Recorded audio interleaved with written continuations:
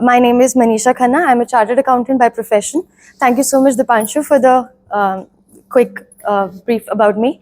Let's deep dive into success stories about what we actually do. Unlike the usual presentations that I give, I thought this time, how about I bring in the success stories?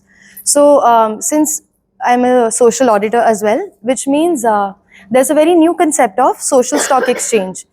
We all must be aware of the Bombay Stock Exchange and the National Stock Exchange, but how many of you are aware of the social stock exchange concept? Would you be helpful in enlightening everyone? Chalega.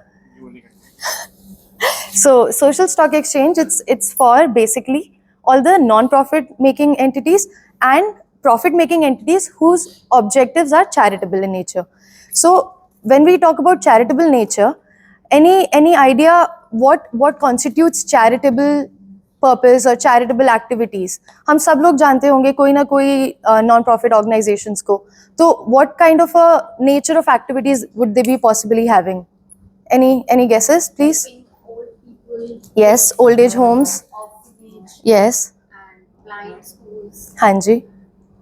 Yes, education. हाँ, education. Yes.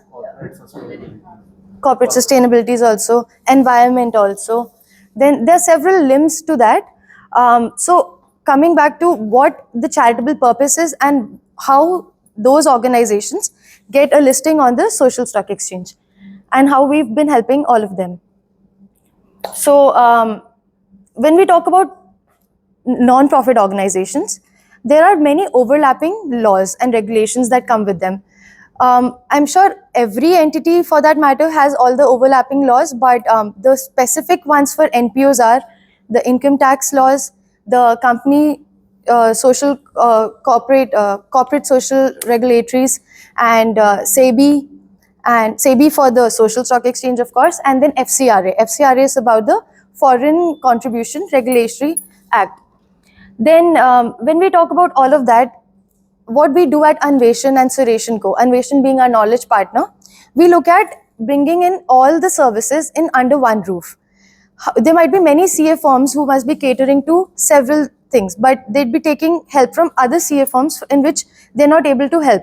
We try to provide for NPOs a one-stop shop, starting with helping them with scrutinies, basic litigations and their registrations, and even up to stock exchange. Can you move to the next one? So if we talk about how we start with being their knowledge partners, we help them with basic things of compliance. We try to make them understand that why don't you go ahead and believe and do your purpose, and we take care of you when they are going ahead and taking care of the entire world. So we help them with integrating their tax calendars. We help them bringing in all their other liabilities which are coming in. For instance, if they have any funds that are to be utilized, we try to help them with mapping them. We help them with starting from basic again, the registrations and everything, and taking it up to the social stock exchange. Helping them with the compliance calendar, which we try to put it as forward that we help them automate their processes as well, because many people, maybe a very small compliance like a tedious return, if it's not filed, what are the repercussions of it? Anyone? I'm sure all of us must be having some or the other person to look at for tedious interest and penalties. In addition to that, for trusts, those expenses are disallowable also. When we say it's disallowable, that means हम लोग ने वो खर्चे करे हैं पर हमारे को उसका कोई बेनिफिट नहीं मिलेगा क्योंकि हमने उस पर TDS ही नहीं कट किया, और अगर कट किया तो डिपॉजिट नहीं किया टाइमली. तो इतने छोटे छोटे चीज़ें जो एक entrepreneur, एक non-profit organization जो which goes ahead with their work does not even bother about looking at. So we've helped them integrate those things into their tax compliance calendars. Then because of which many of our clients and NPOs, they've not been missing out on any compliances. Then I like to educate you all, apart from the presentation of course, how the taxation goes around for an NPO. for anybody, for all of us, let's say individuals, हम लोग का क्या होता है, 5 basics होते हैं जो heads of income होते हैं, being your house property, salary, if you have any business, then other sources and capital gains. However, जो इसमें क्या होता है, हमारी सारी इनकम्स टोटल होती हैं, उसमें से जो भी हमारे ATG, ATC, ATD के चैप्टर 6 से डिडक्शंस होते हैं वो माइनस होके इवेंचुअली हमारी टोटल इनकम आती है, उस पर टैक्स लगता है. So what we do in a case of a trust, it's entirely like you'll be bamboozled. What it is, 100% हमारी इनकम आई, उसमें से हमारे को 15% ad hoc मिल गया as your let's say deduction.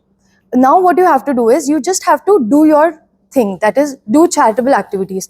मतलब for instance if it's a school, तो उनको सिर्फ स्कूल की फीस उनको एज एन इनकम आई 100 रुपीज़, उनको सिर्फ टीचरों की सैलरी देनी है, बच्चों की एजुकेशन पे खर्चा करना है, लैब्स सेटअप करने हैं. Doing all of that, that constitutes your 85% of the expenses that you're doing. So once you're doing that, you're not as such any tax liability is incurred. However, when we talk about this 85%, everybody is not able to, or sometimes they are so busy doing other things, they don't even bother about whether our tax is also looked at.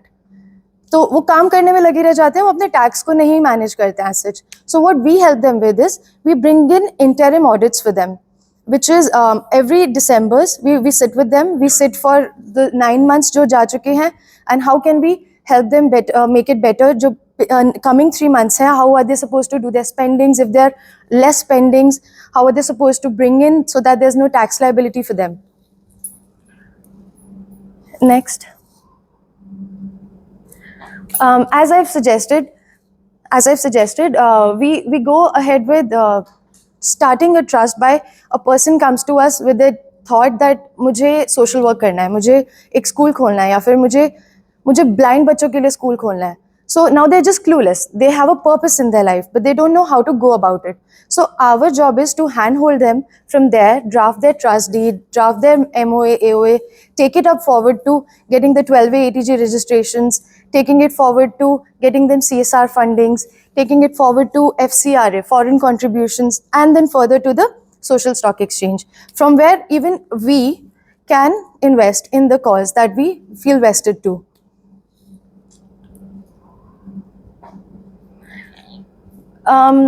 This majorly has been covered. Streamlining reporting, yeah, I'll discuss about this part.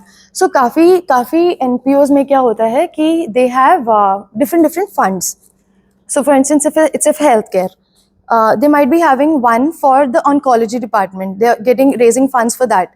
There might be one that might be for the children, just the pediatric ward.